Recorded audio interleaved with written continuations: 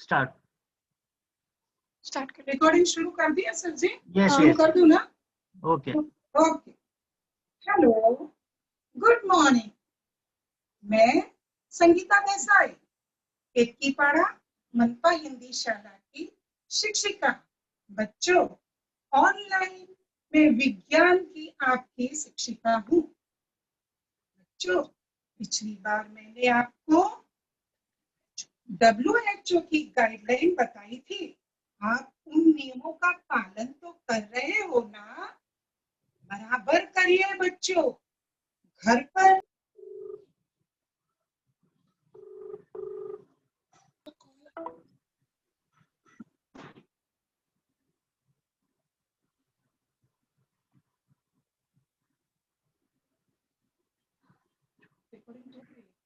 हाँ नहीं चल रही है। चुप खड़ी ना सुनो, फोन आ रहा है तो उठा मत ऐसे। Hello, good morning. मैं संगीता देसाई, केतकीपाड़ा मनपा हिंदी शाला की शिक्षिका। बच्चों, ऑनलाइन टीचिंग में आपकी विज्ञान के शिक्षिका हूँ। बच्चों, WHO की जो गाइडलाइन है उसका पालन तो कर रहे हो ना? घर में रहो, सुरक्षित रहो।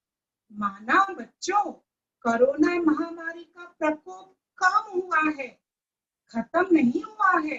नियमों का पालन अवश्य करो। दुकानें खुल गई है, होटलें खुल गई है, तो जाकर बटाटा वड़ा, समोसा, चाइनीज मत खा लेना। आपकी मम्मी जो सात्विक भोजन दे वही खाना बच्चों, क्योंकि वही भोजन आपका रोग प्रतिकारक शक्ति बढ़ाएगी, इम्यूनिटी पावर बढ़ाएगा। बच्चों, इस समय हमें इम्यूनिटी पावर बढ़ाने की आवश्यकता है। बच्चों, इस समय तो आपकी छुट्टी चल रही है, क्या करते हो घर में? 2 घंटे पढ़ाई होती है 8 से 10। उसके बाद घर के बाहर मत जाना। घर के कामों में अपने मम्मी पापा की मदद करके, खाली शैक्षणिक ही विषय नहीं बच्चों, चित्रकला, हस्तकला, इस एक्टिविटी में भी पार्टिसिपेट करो। चित्र बनाओ, राखी बनाओ, फूल बनाओ, फोटो खींचो और सेंड करो। ठीक है, करोगे ना? जरूर करना बच्चों। अच्छा, तो बच्चों, पिछली बार मैंने आपको गृह कार्य में एक कृति दी थी। वो कृति थी, आपके घर की अलमारी को बिस्तर की सहायता से मापो और उसकी संख्या लिखो। फिर वही अलमारी को मम्मी से बिस्तर की सहायता से मपवाओ, उसकी संख्या लिखो। तत्पश्चात उस अलमारी को मेजर टेप से मापो और वो संख्या लिखो। मम्मी से भी मपवाओ।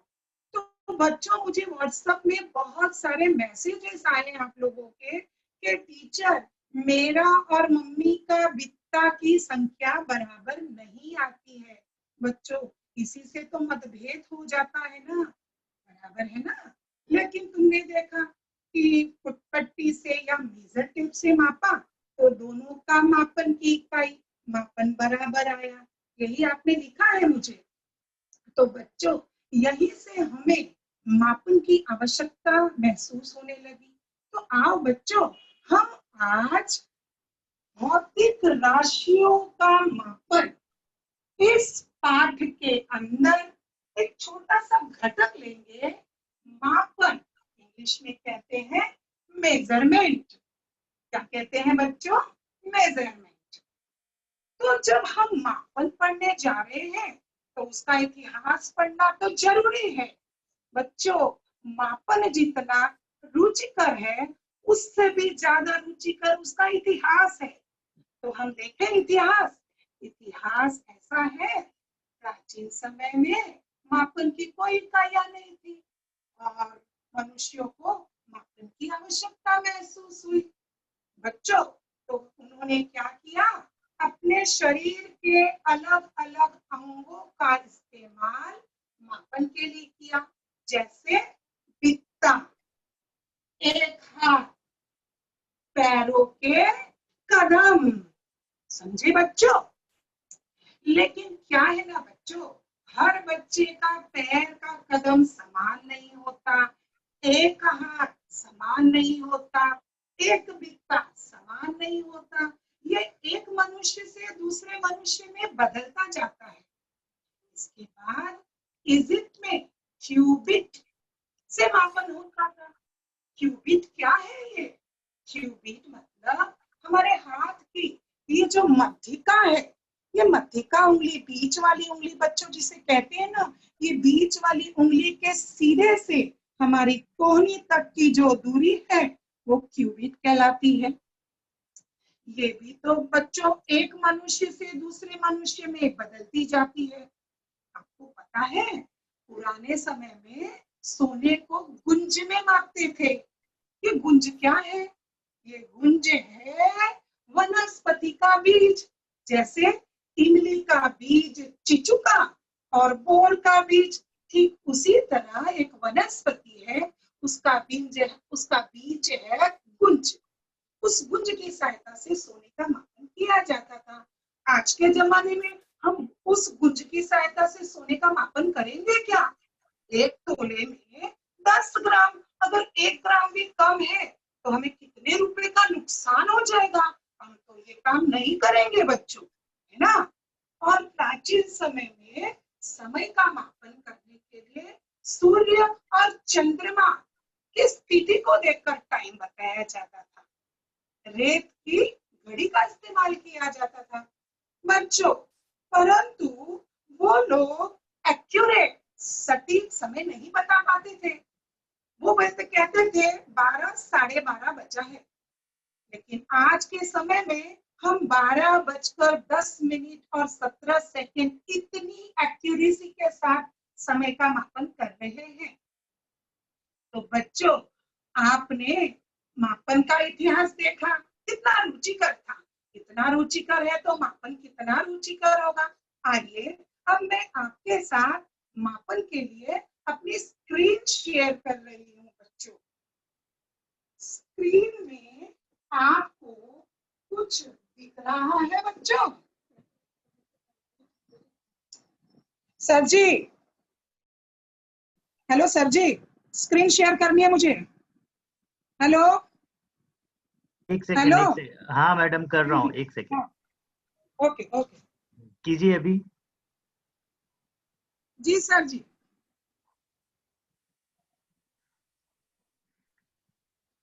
मोबाइल आप लैंडस्केप मोड पे रखिए ना, फुल स्क्रीन दिखेगा। हाँ हाँ जी, हाँ जी। थैंक तो यू। बच्चों, मैंने आपसे कहा ना, जब उसका इतिहास इतना रोचक है तो मापन जब हम पढ़ेंगे तो गदगद हो जाएंगे। पहले हम लोग देख रहे हैं मापन की परिभाषा। जिस चीज को पढ़ना है तो उसकी परिभाषा तो ज्ञात होनी चाहिए। तो मापन की एकदम सरल परिभाषा दे रही हूँ बच्चों। अज्ञात मान को किसी ज्ञात निश्चित मान द्वारा उसके पदों में व्यक्त करने की क्रिया को मापन कहते हैं। क्या टीचर, आप बोलती है ये सरल परिभाषा है, हमें तो कुछ समझ में नहीं आया। कोई बात नहीं बच्चों, परिभाषा को उदाहरण से समझाती हूँ। देखो, गुल्ली डंडे का खेल तो आप खेलते हो ना। इस समय लॉकडाउन में नहीं खेलते, पर खेलते हो ना, या खेले हो। क्या होता है, गुल्ली जिस जगह रखी जाती है उसके नीचे छोटा सा गड्ढा किया जाता है और डंडे की सहायता से गुल्ली को दूर उछाला जाता है।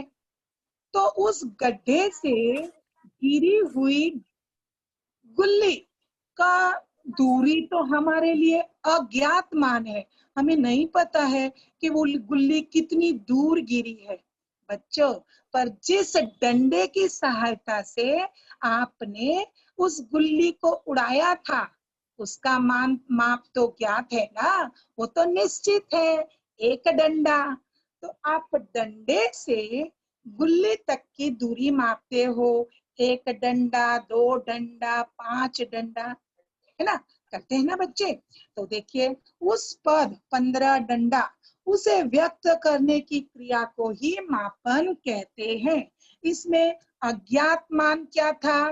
गुल्ली गिरी तो दूरी अज्ञात मान थी, डंडा हमारा निश्चित मान था, और वो पद 15 डंडा, 20 डंडा, ये हमारा मापन है।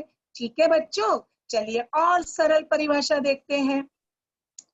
कितनी मात्रा ज्ञात करना ही मापन है। अभी हमने मात्रा ज्ञात करी ना बच्चों, 15 डंडा, गिल्ली दूर गिरी। एक और हल्का सा उदाहरण लेते हैं बच्चों। सुनीता ने 5 रोटी खाई और अनीता ने 2 रोटी खाई। कितनी रोटी खाई?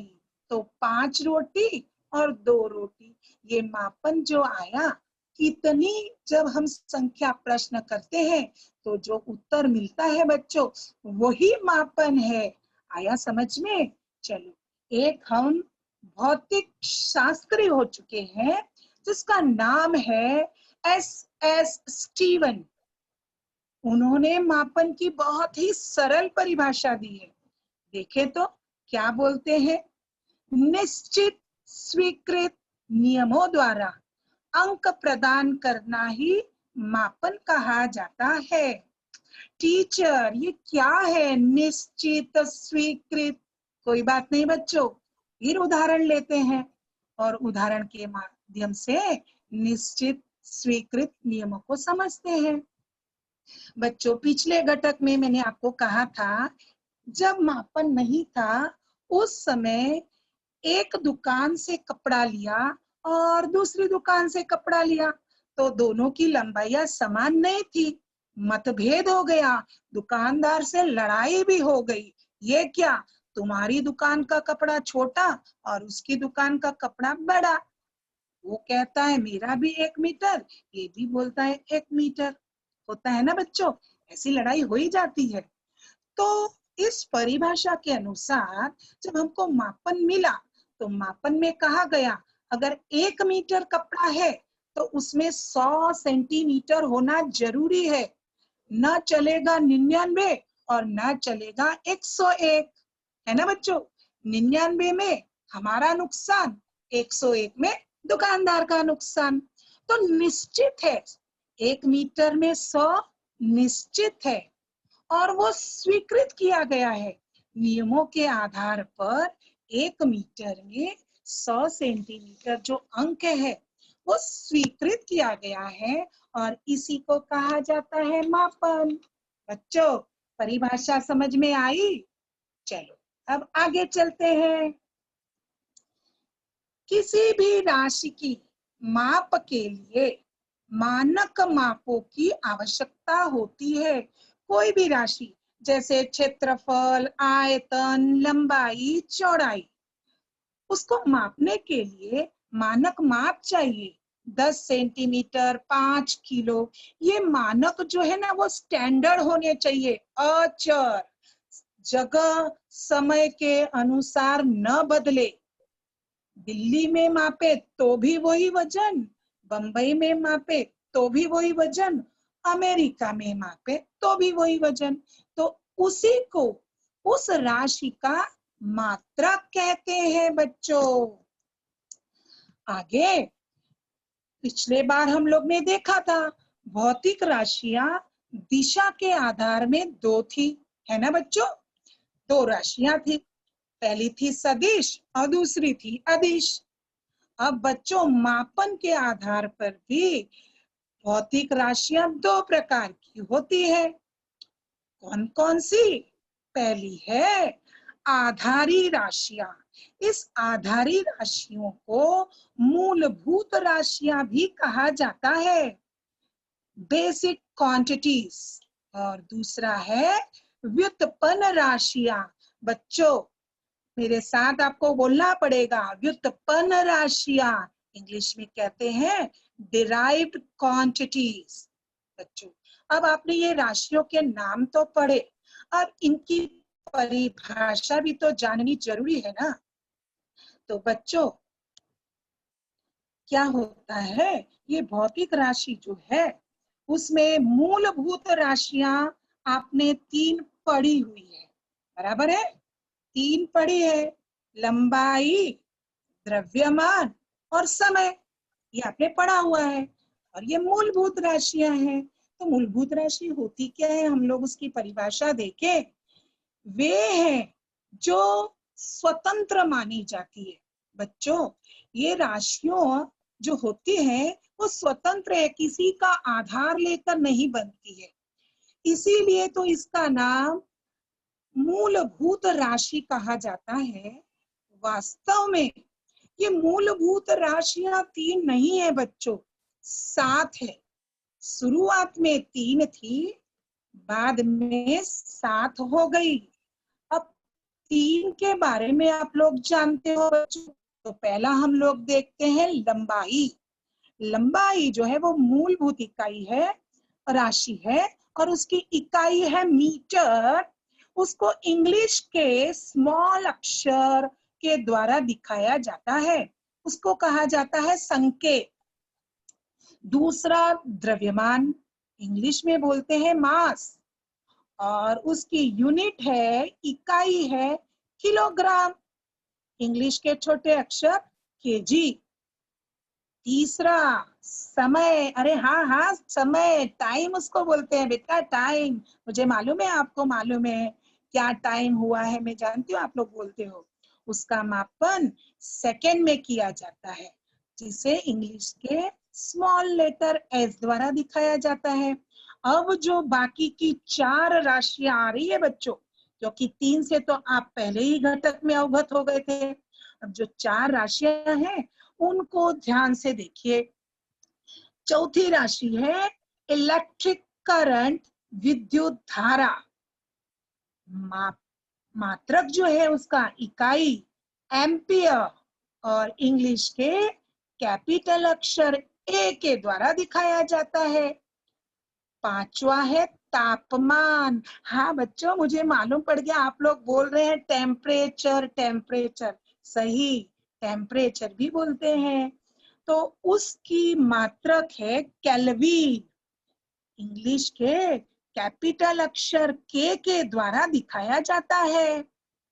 अगली राशि आ रही है, छठी है ज्योति तीव्रता, ल्यूमिनस इंटेंसिटी, और यूनिट कैंडेला, दिखाया जाता है इंग्लिश के छोटे अक्षर सीडी से। और अंतिम राशि है पदार्थ का परिमाण, यूनिट है मोल, और दिखाया जाता है MOL। समझे बच्चों? आधारी या भौतिक राशियां जो 7 है उसे अच्छी तरह से समझ गए ना बच्चों? तो अब हम लोग ले रहे हैं दूसरी राशि, दूसरी भौतिक राशि, जिसका नाम है व्युत्पन्न राशियां, डिराइव्ड राशियां। ये वो राशि है बच्चों जिस राशि का मात्रक निकालने के लिए उसे आधारी राशियों का सहारा लेना पड़ता है। देखिए परिभाषा, ये वे राशि है आधारी राशियों के पदों में व्यक्त किया जाता है। जरा कठिन लग रहा है, ये जो वाक्य लिखा है मुझे भी लग रहा है कठिन, तो आपको तो लग ही रहा होगा। चलो मैं इसको एकदम सरल कर देती हूँ। पहले जरा हम लोग उसके उदाहरण तो देख ले। क्षेत्रफल, आयतन, बच्चों गणित में क्षेत्रफल निकालते हो ना, आयतन भी निकालते हो। इन दोनों शब्दों से आप अवगत हो, इन दोनों राशियों को आप जानते हो। बल और कार्य और ऊर्जा, ये मैंने इसलिए लिया है क्योंकि इसका अगला पाठ बल, कार्य और ऊर्जा ही है। तो उन राशियों के हम देखेंगे, उदाहरण के सहायता से हम इस राशि को समझते हैं बच्चों। ठीक है, आधारी मात्रक जो था, व्युत्पन्न मात्रक में हम लोग हैं। व्युत्पन्न मात्रक के लिए 2 चीजों का होना जरूरी है। पहला है कि जिस राशि का हम लोग मात्रक ज्ञात करना चाहते हैं ना, उस राशि का सूत्र मालूम होना चाहिए। जैसे देखो बच्चों, अब मैं क्षेत्रफल एक राशि है, दिख रहा है ना स्क्रीन पर, क्षेत्रफल एक राशि है। इस राशि का मुझे मात्रक चाहिए, मुझे यूनिट चाहिए, तो उसके लिए मुझे इस राशि का सूत्र मालूम होना चाहिए। तो गणित में तो आपको पता ही है, क्षेत्रफल बराबर होता है लंबाई गुणे चौड़ाई। ये तो हो गया पहला नियम। अब दूसरा क्या मालूम होना चाहिए, पता है बच्चों? जिस राशि का मात्रक आप ज्ञात कर रहे हो उसका समीकरण पहला, समीकरण में जो राशि आई है, समीकरण था लंबाई और चौड़ाई, तो इन दो राशि का मात्रक भी आपको मालूम होना चाहिए। तो बच्चों, पिछले बार हम लोग ने देखा है लंबाई का मात्रक मीटर और चौड़ाई का मात्रक मीटर। मीटर का गुणा मीटर से करेंगे तो मीटर का वर्ग या मीटर स्क्वायर आ जाएगा, तो क्षेत्रफल की यूनिट हो जाएगी मीटर स्क्वायर। बच्चों, एक उदाहरण किसी को भी समझाएं तो भौतिक समझना कठिन है। कठिन तो नहीं है बच्चों, है तो सरल, पर उदाहरण ज्यादा हो तो ज्ञान एकदम पुख्ता हो जाता है, मजबूत हो जाता है ना बच्चों? तो चलो, वेग को इंग्लिश में बोलते हैं वेलोसिटी, और वेलोसिटी का मतलब होता है विस्थापन। बच्चों, विस्थापन जानते हो? सदिश राशि में हमने एक उदाहरण लिया था, अगर आपको याद हो, 100 किलोमीटर प्रति घंटे के वेग से दिल्ली, याद है ना? तो बंबई से दिल्ली ये दूरी थी ना बच्चों, तो विस्थापन हुआ, कोई बंबई से निकला और दिल्ली पहुंचा, तो उसको कितनी दूरी तय करनी पड़ी और उसमें कितना समय लगा। यही सूत्र है, यही समीकरण है वेग का, विस्थापन बटे समय। पहला नियम तो हो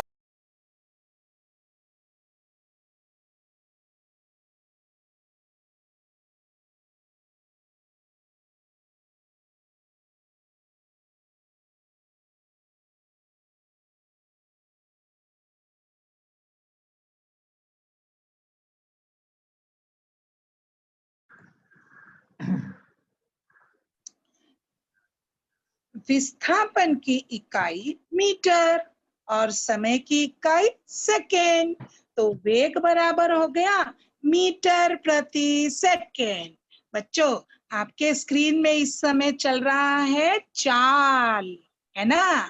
तो चलो चाल की देख लेते हैं हम, हमारे पास क्या कम समय है, चलो देखते हैं। चाल को इंग्लिश में बोलते हैं स्पीड। किस स्पीड से चल रहे हो बोलते हो ना? हाँ, तो वो बराबर होता है दूरी बटे समय। दूरी को बच्चों किस में दिखाते हो? मीटर में, और समय को सेकंड में। तो चाल का मात्रक या चाल की यूनिट हो गई मीटर प्रति सेकंड। बच्चों, अगला उदाहरण बल लिया है। बल उदाहरण मैंने इसलिए लिया है कि अगले पाठ में आपको बल ही पढ़ना है, तो उसकी इकाई क्यों ना मैं समझा दूं, है ना? तो बल बराबर होता है द्रव्यमान गुणे त्वरण।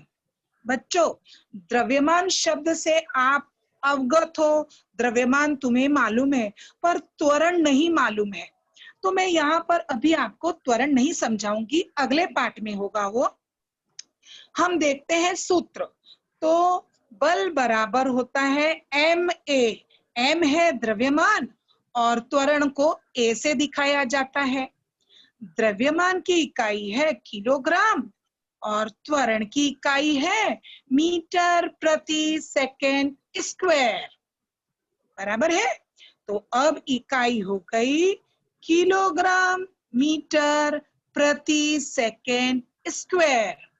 बच्चों, बल के जो नियम है उसकी खोज न्यूटन ने की थी, इसीलिए उनको आदर देने के लिए बल की इकाई को न्यूटन भी कहा जाता है।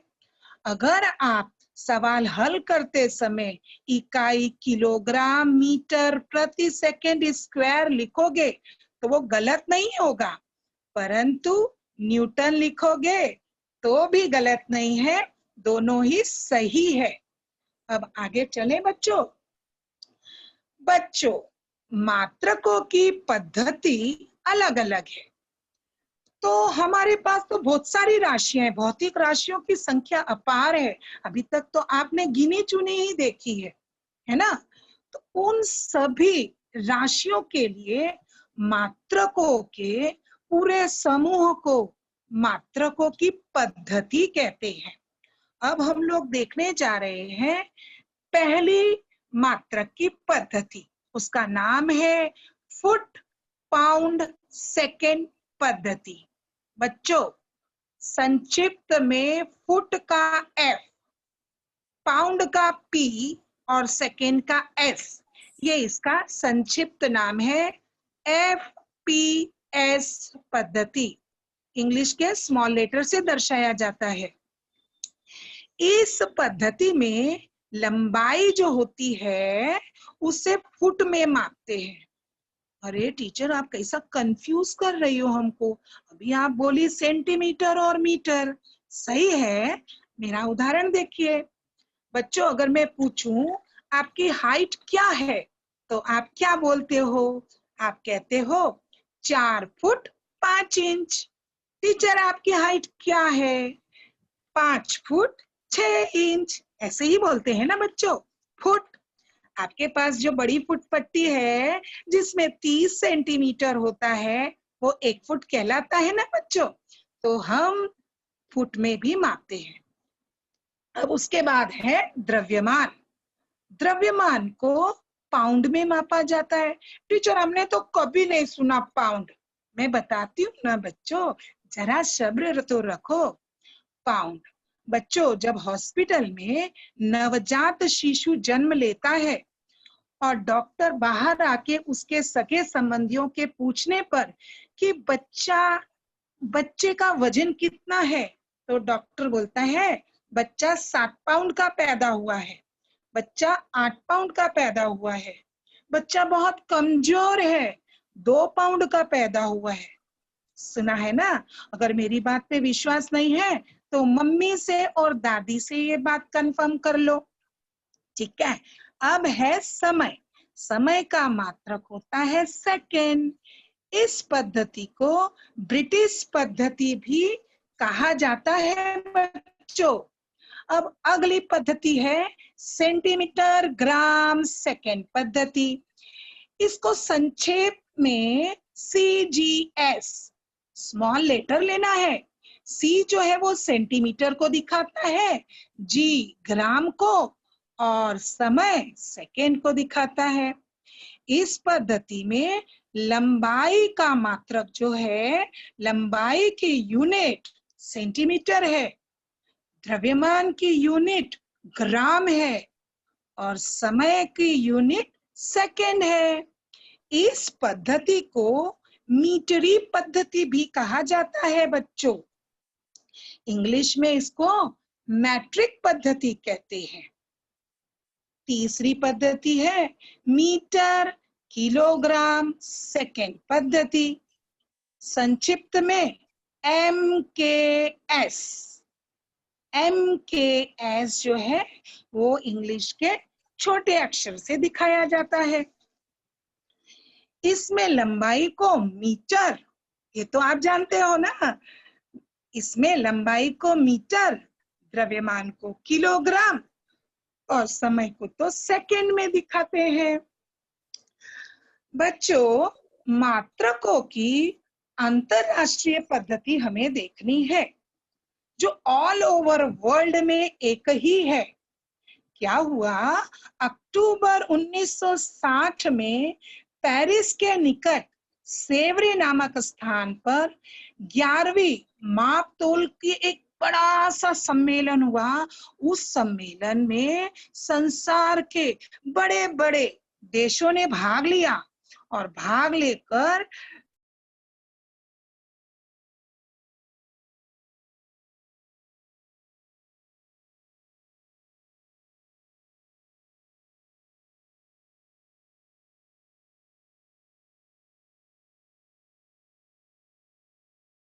त्रुटियां हमने नहीं देखी। सुनाई दे रहा है क्या? हेलो। सुनाई दे रहा है मैडम, कंटिन्यू कीजिए। हाँ, मापन में होने वाली कौन कौन सी प्रमुख त्रुटियां हैं उसकी जानकारी होना जरूरी है बच्चों।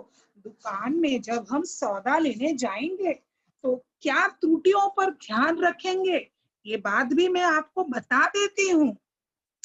पहला है योग्य साधन का उपयोग न करना। तो बच्चों जब दुकान जाओ ना, तो दुकान जाने पर सबसे पहले तो नोट करो कि उसका बाटा, दुकानदार का बाटा सही है कि नहीं, है ना। मापन में उपयोगी आने से, निरंतर उपयोग होने से तराजू या बाटा जो है वो घस जाता है, असावधानी के कारण भी वो खराब हो जाता है। और ऐसी परिस्थिति में अगर हम माप तौल करके सामान खरीदे तो नुकसान तो हमारा ही होगा ना बच्चों। कई बार ऐसा भी होता है कि हम सामान लेने जाते हैं और दुकानदार से कह देते हैं 5 किलो चावल तोल दो करके वो तोलता है और हम अपने मोबाइल में आ जाते हैं या किसी से बात करने लगते हैं। दुकानदार इसका फायदा उठा सकता है बच्चों। इसलिए जब सामान खरीदने जाओ सतर्क होकर जाना बच्चों। ध्यान रखना दुकानदार धोखाधड़ी ना करे। रास्ते पर जो तौलने वाले होते हैं ना बच्चों, उनके मापन में हमेशा कुछ न कुछ गड़बड़ी होती है। इसके लिए ध्यान रखना तराजू किस तरह उन्होंने रखा है। अगला है साधनों का योग्य पद्धति से उपयोग न करना। अब ये तो हमारे लिए ही सबसे बड़ा उदाहरण है बच्चों। मैं जब गणित पढ़ाती हूँ ना, बच्चों से कहती हूँ 5 सेंटीमीटर का एक रेखाखंड खींचो। क्या करते हो आप पता है? फुटपट्टी लेते हो, मापन पट्टी, 1 पर बिंदु लगाते हो, फिर 5 पर लगा दिया। टीचर मैंने 5 सेंटीमीटर का एक रेखाखंड खींच दिया और जब टीचर मापती है तो वो 4 आता है। तो गलती किसकी? हमारी। हमने मापन बराबर नहीं किया। 0 से 5 तक बिंदी लगती तो 5 का मापन होता। बच्चों इसी तरह मापन टेप से भी होता है। तराजू, कमानीदार तुला, मापन पट्टी, मापन टेप, ये सभी का मापन करते समय हमें बहुत सतर्कता रखनी चाहिए। ऐसा नहीं है बच्चों कि हम सतर्कता नहीं रखते, हम तो रखते ही हैं, लेकिन फिर भी जाने अनजाने में दुकानदार घपला कर देता है। और ये तो आलू कांदा खरीदने गए तो चलो एक आलू एक कांदा कम आया चल जाएगा बच्चों, लेकिन जब सोना खरीदने जाओगे, बादाम खरीदने जाओगे, चांदी खरीदने जाओगे और ऐसा घपला हुआ तो चलेगा क्या? नहीं चलेगा। सरकार भी इस चीज को ध्यान देती है। सरकार की तरफ से अब तो डिजिटल, आप देखते हैं ना दुकानों में डिजिटल वेइंग मशीन आ गई है। आपने सोनार के वहां देखा होगा बच्चों, पहले वो लोग छोटा सा तुला रखते थे चांदी जैसा, है ना, लेकिन अब वो लोग भी डिजिटल वेइंग मशीन रखने लगे हैं, क्योंकि 1 मिलीग्राम का अंतर भी हमें कई सौ का नुकसान। संगीता मैडम। हाँ जी। हाँ, ये लेक्चर खत्म हो जाएगा कुछ सेकंड्स में। ओके वापस रिजॉइन हो जाना। Okay okay. हाँ, अभी मेरा 10 मिनट का बाकी है। हाँ, तो वापस रिजॉइन हो जाना। सभी स्टूडेंट्स को है मैं